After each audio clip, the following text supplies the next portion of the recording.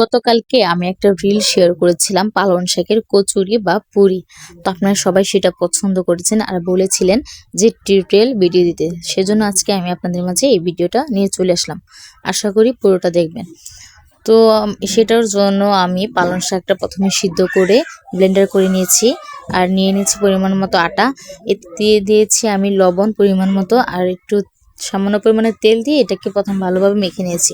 এবার এতে আমি অ্যাড করে দিয়েছি পালং শাক ব্লেন্ডার করাটা, দিয়ে দিয়েছি পরিমাণ মতো পানি, দিয়ে এটাকে ভালোভাবে আমি মথতে থাকবো যতক্ষণ পর্যন্ত না আমার পারফেক্ট ডোটা হচ্ছে।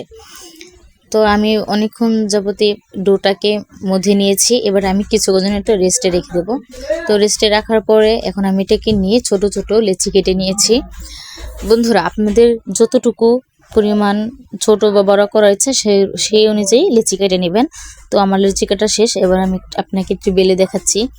আমার আসলে বেশি বড় করার ইচ্ছা ছিল না, ছোটও না বেশি বড় না, এরকম একটা করে নিয়েছি।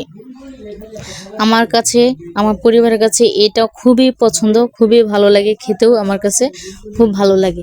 এবং এটা কিন্তু অনেক উপকার আছে না, আমাদের মধ্যে অনেকে শাক পছন্দ করে না, বিশেষ করে বাচ্চাদের শাক খাওয়ানোই জানা। তো বন্ধুরা, তোমাদের বাড়িতে যারা শাক পছন্দ না করে, বাচ্চা বা বাবা, ভাই বোন, হাজবেন্ড, তাদেরকে তুমি এভাবে শাকটা খাওয়াতে পারো। তো আমার লুচি বানানো শেষ।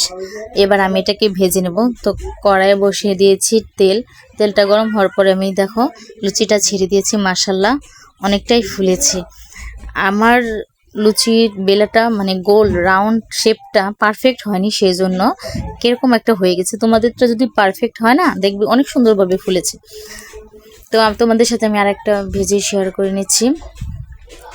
দেখতেই পাচ্ছ কত সুন্দরভাবে ফুলে উঠেছে। তোমরা কিন্তু এটা অবশ্যই বাসায় ট্রাই করবে। আর শীতের মৌসুমে তো সব ধরনের শাক পাওয়া যায়, আর দামও কিন্তু খুব অল্প বাজেটের হয়। আমার তো খুবই পছন্দ, আমি প্রতি শীত আসলে এটা আমি ট্রাই করি। তো দেখতেই পাচ্ছ বন্ধুরা কত সুন্দর পারফেক্ট হয়েছে সবগুলা। আমার তেলটা বেশি গরম হয়ে গেছিলো, সেজন্য এটা একটু পুড়ে গেছে। তবে সমস্যা নাই, আমি তোমাদেরকে আরও কিছু দেখাচ্ছি ভেজে কতটুকু পারফেক্টভাবে ফুলে। দেখতেই পাচ্ছ মাশাআল্লাহ, একেবারে কেউ রাগ করে থাকলে গাল যেরকম ফোলে না টমেটোর মতো, সেরকম দেখো ফুলে উঠেছে।